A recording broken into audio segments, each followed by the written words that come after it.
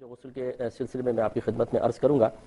آپ کو بتایا تھا کہ جب انسان حالت جنابت میں ہوتا ہے تو کلی کیے بغیر ذکر الہی کرنا مکروہ ہوتا ہے، لیکن یہ ایسا مکروہ نہیں ہے کہ اس میں انسان گناہگار ہو.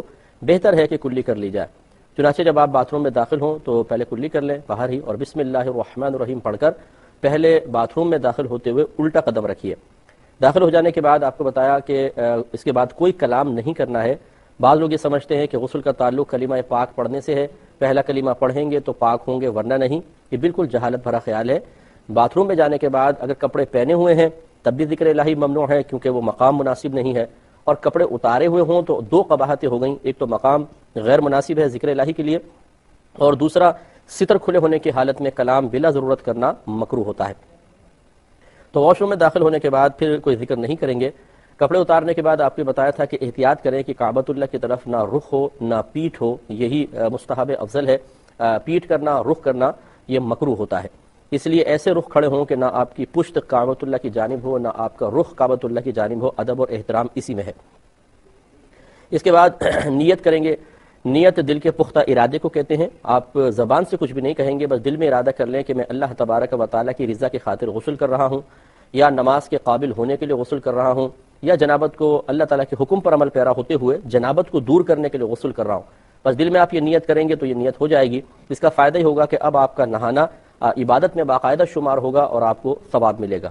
اور اگر کوئی بغیر طہارت حاصل کرنے کی نیت کے غسل کر لے گا، طہارت تو پھر بھی حاصل ہو جائے گی، کیونکہ پانی اللہ تعالیٰ نے بنایا ہی ایسا ہے کہ ہم نیت کریں نہ کریں وہ ہماری نجاست کو بہا کر لے جائے گا، چاہے حقیقیہ نجاست ہو چاہے حکمیہ نجاست ہو. تو لہٰذا اگر کوئی بغیر نیت کے غسل کرے گا غسل پھر بھی ہو جائے گا، جنابت پھر بھی دور ہو جائے گی، لیکن اسے ثواب نہیں ملے گا. تو حصول ثواب کے لیے نیت کرنا ضروری ہے. اس کے بعد اپنے دونوں ہاتھ پونچھوں تک دھوئیں گے.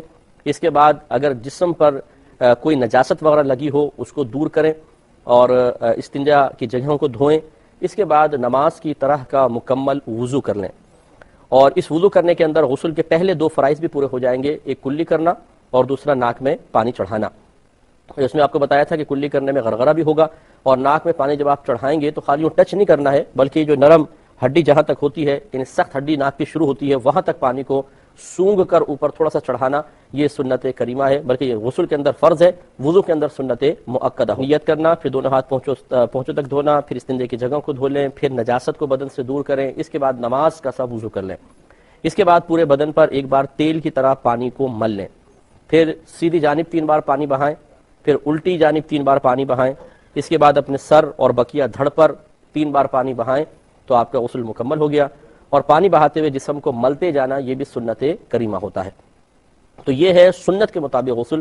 اگر کوئی اس کا لحاظ نہ کرے، مثال کے طور پہ شاور کھولا اور بس ڈال رہے ہیں پانی، پورا بدن اچھی طرح پانی بہا لیا، غسل اب بھی ہو جائے گا، لیکن اس ترتیب سے اگر غسل کریں گے تو انشاءاللہ سنت کا ثواب بھی ملے گا کہ ہر نبی کریم صلی اللہ علیہ وسلم کی ہر ادا اپنے اندر اللہ تبارک و تعالیٰ کی رضا کو پوشیدہ رکھے ہوئے ہے. اللہ تبارک و تعالیٰ نے اپنے حبیب کریم صلی اللہ علیہ وسلم کو جو کچھ طریقہ الہام فرمایا، طریقہ سکھایا، وہ سب سے بہترین طریقہ ہے. تو اگر اس ترتیب کو ملحوظ رکھ سکیں تو بہت ہی بہتر ہے کہ اسی ترتیب سے آپ غسل فرمائیں.